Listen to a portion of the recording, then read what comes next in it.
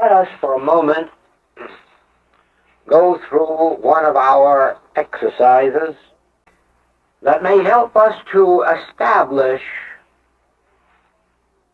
our true identity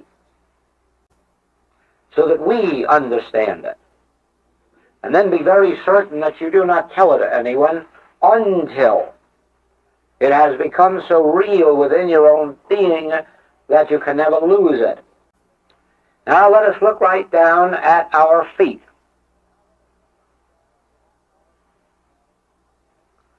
And let us ask ourselves the question, is this me? Are these feet me, or are they mine? Am I down there, or do I possess those feet?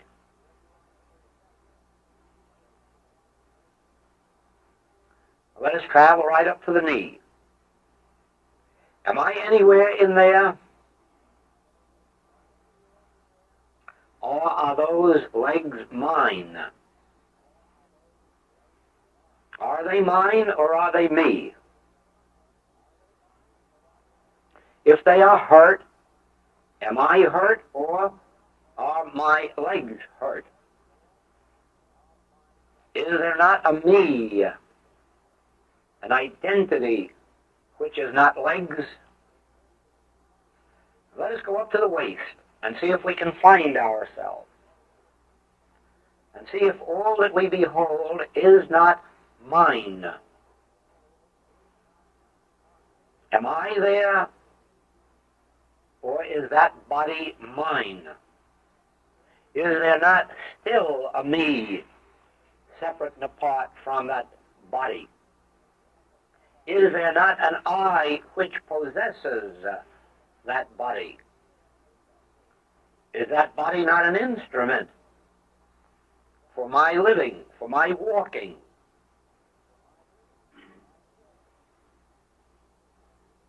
Let us go right up to the chest, the neck, the head,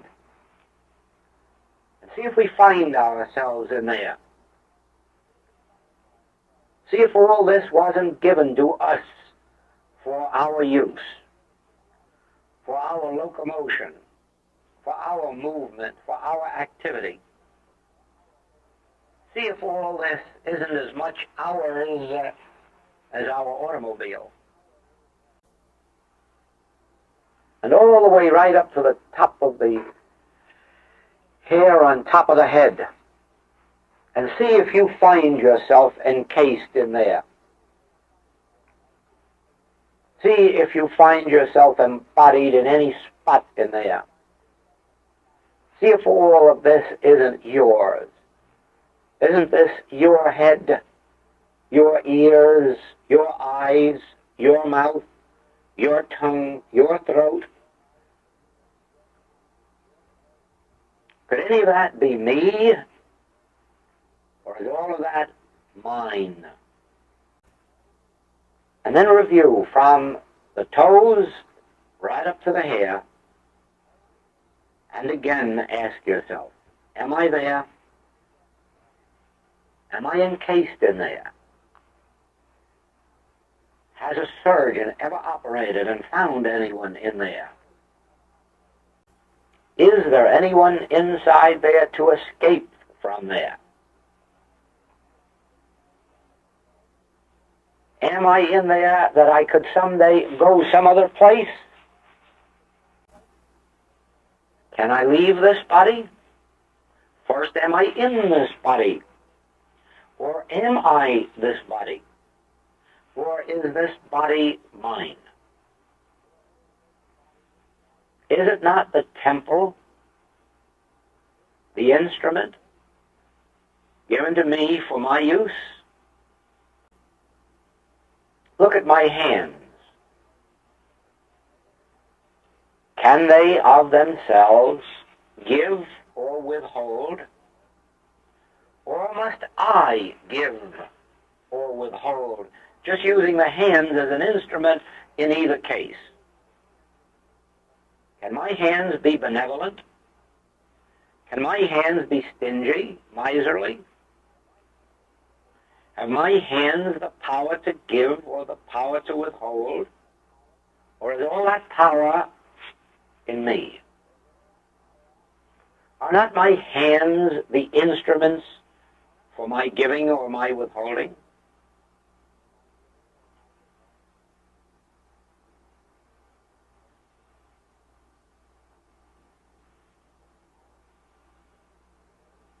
Does a heart give me permission to live, or does my life function the heart?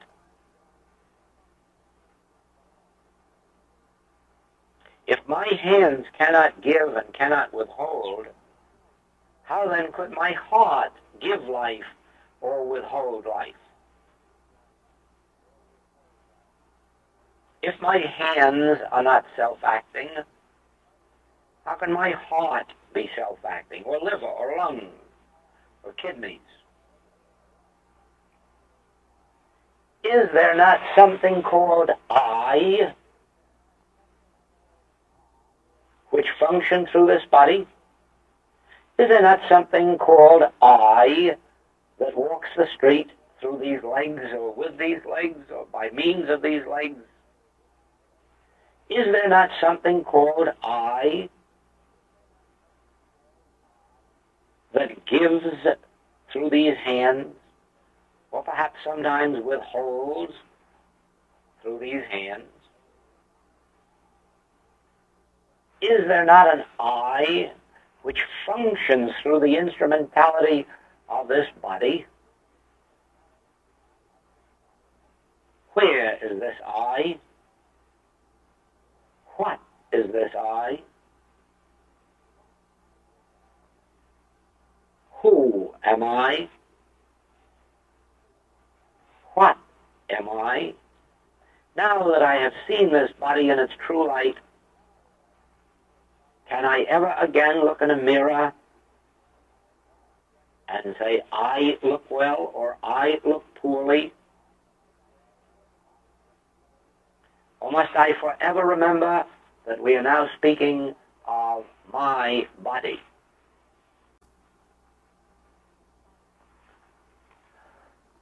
The body is not you.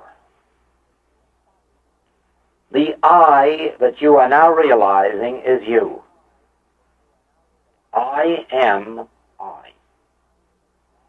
I am not body. Body is not me. I am. Even if you cut off these legs, I still am. Cut off these arms, I still am.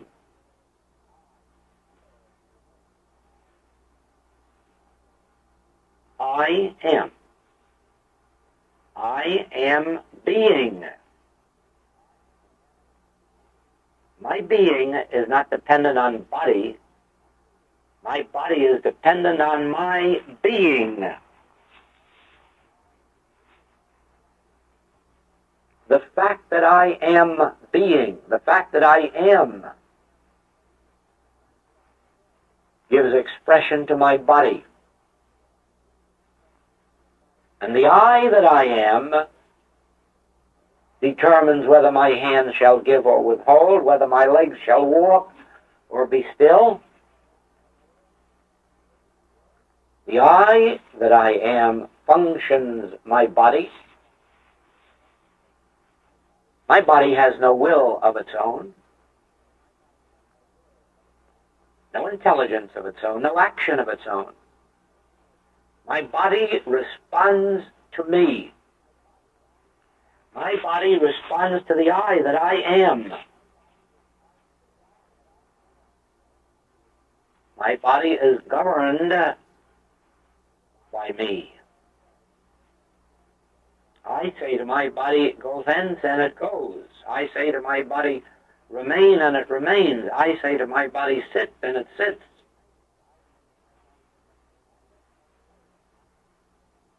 I am a law unto my body. I am the life of my body. I am the soul and I am the substance of my body.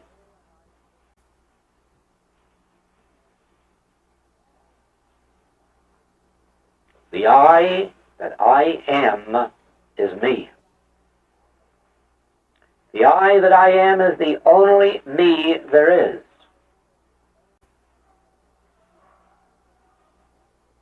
What am I? Who am I? Where am I? Why am I? These questions, each one must determine through meditation, introspection, cogitation, pondering the great truths of life. Who am I? Where am I? Why am I? What is my purpose in life?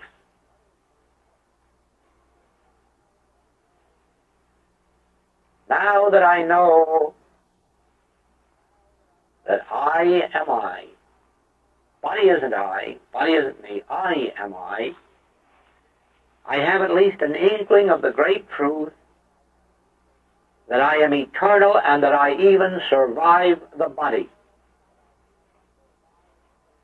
The body cannot destroy me, but rightly understood, I can preserve the body, and even if some human belief were to destroy this body, I could raise it up again in 3 days, because I am the governing agency of this body.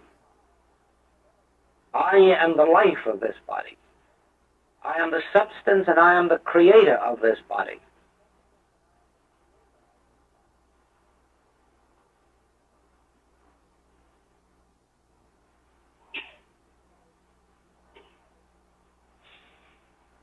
The body is not a law unto me.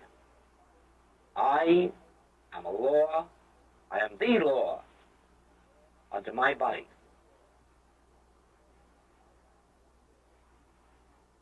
I am the activity of my body. It moves according to my decree.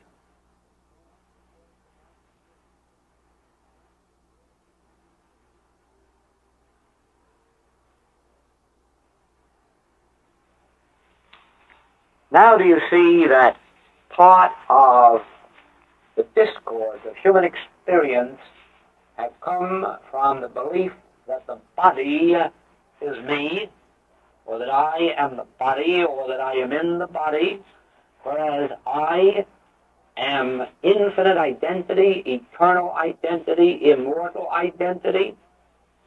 As you close your eyes in meditation and just realize the word I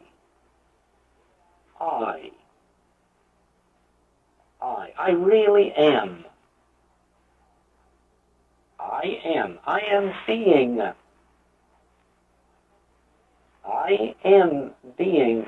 Very, very soon you will begin to perceive the nature of the I that I am, and then you will see why Moses was shocked out of his skin when he realized, I am that I am. Everyone knew in those days, that is, the great scholars knew, that I am as God. Now Moses receives the great revelation, but I am that I am. Yes, there is only one I, one eternal, immortal I, one eternal, immortal ego. Whether that I appears as you or as me, as he or as she, it is that same I. Now then, the very moment that you realize that I am being, I am life eternal, I am really the law of being, the life of being, the soul of being, you begin to lose your fear of dying, of death. The moment you begin to lose your fear of dying or of death, you begin to lose all of the ills of the flesh. Because all of the ills of the flesh are based on that original fear, on that major fear. I am being, and therefore I am eternal being. I am forever being.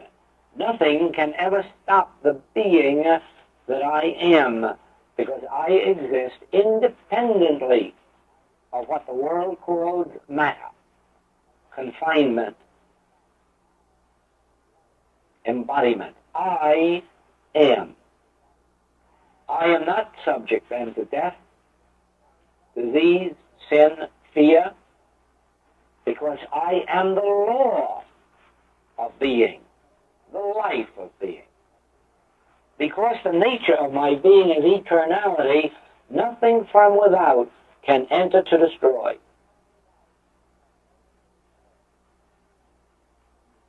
Now, there is no other teaching at the present time that stands exclusively and completely on the revelation of I as your being. And it is for this reason that whatever your background, somewhere along about this time, you have got to begin to outgrow it. Because now you must begin to see that you are not idea, you are not reflection, you are not manifestation, you are not effect, you are not image, you are not reflection, you are I. And all you have to do is say the word within yourself, I. And you know that you really are I. Anyone would try to tell you that you aren't I, you would be very quick to assert yourself. Of course you are I. And of course you would acknowledge I am. Never would you say I am dead. Never would you say I am unconscious. No, the only thing that you could truthfully say, and you would defend this to the death, yes, that I can see, I am. I exist. I am. I am being. I am not extinct. I am being. I am. I am life. And so, the very moment that you realize I am, I is my true identity, then you begin to have dominion over everything that's on earth, or in the air, or in the water beneath the earth. Now you begin to have your God-given dominion, because now you know I am. I eternally am. I immortally am. I is my true being. I is my true identity. I cannot get, I cannot acquire, I cannot achieve, I cannot grow. I cannot even grow in understanding. I can merely become aware of that which I am. Son, thou art ever with me, and all that I have is thine. All of the life that I have. Many people think that refers only to inheritances, to lands or crops. Oh, no. Son, thou art ever with me, and all that I have is thine. All of my divine life is your divine life. All of my divine soul is your divine soul. All of the spirit, all of the soul that I am, thou art. All that I am, thou art. All that I have is thine. Not after you pray, not after you give a treatment or get a treatment, not after you reform. As a matter of fact, if you wait to reform, it'll be too late. It is now that I already am, and the reformation, if any is needed, comes about through the recognition that all that God is, I am. The place whereon I stand is holy ground. Why? Because I and the Father are one. And I am ever with the Father, and the Father is ever with me, so both of us are right here. And all that God is, I am, and all the Father hath is mine. That is why the psalmist said, if I make my bed in hell, thou art there, or, yea, though I walk through the valley of the shadow of death, thou art there. You see, it was only a shadow of death. It wasn't death, you know, it was a shadow. A shadow that looked like death, that appeared like death, but strangely enough, everyone who goes through the experience stands there watching themselves go through it. Because you never can get away from I, and I can't die. I can merely watch itself pass from infancy to youth, and from youth to maturity, and maturity to middle age, and middle age to old age, if you permit it. But I will always be there observing it. Why should you think that I won't be there at 90 as well as 80, or 120 as well as 70? Oh yes, I will be there. I will be there watching every change of my body. I will be there watching every change of address. I will be there watching every change of expression. I will never leave me nor forsake me. I can't leave me or forsake me because I is me. Is there any God before me, says Isaiah? No, I know not any. No, I and me is one. So I will never forsake me. I will always be around watching me. I will always be there governing and protecting me. I will always be there acting as me, because I am is me. Now, gain that true idea of yourself, and you will see why in much of the religious literature of the world the word self is spelt with a capital S. There is but one selfhood. There is but one I. There is but one ego. There is but one being. Now, if there is but one I am that one, that was Moses' revelation. I am that one. I am that I am. And of course that was the foundation of all that the Master taught. He repeated the Mosaic teaching, I am that I am. Thou seest me, thou seest the Father that sent me, for I and the Father are one. I am in the Father, and the Father is in me. I am in you, and you are in me, and we are in God, because God is our true identity. God is our true being. God is our selfhood. When you commence to realize that, there will be no fear of tomorrows. There will be no fear of bombs. There will be no fear of calendars. There will be no fear of disease, because I already am that I am. It is not to be achieved, it is to be realized. It is not to be attained, it is to be realized. I already am. All that God is, I already am. All that the Father hath is already mine. And so spiritual wisdom is not turning to God for anything.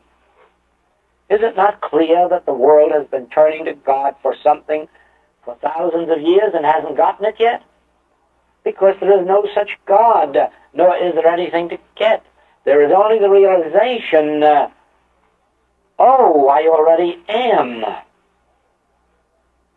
Don't turn to God. Too many people have been trying it for too many generations. Realize what the truth of being is. I already am. All that I have been seeking, I am. All that I have been going to truth for, I already am. And all the truth can do for me is to reveal that I already am. So you see, when you turn to God, you set up a sense of separation that prevents the demonstration. When the real turning to God is a turning to the truth. The truth is, I and the Father are one.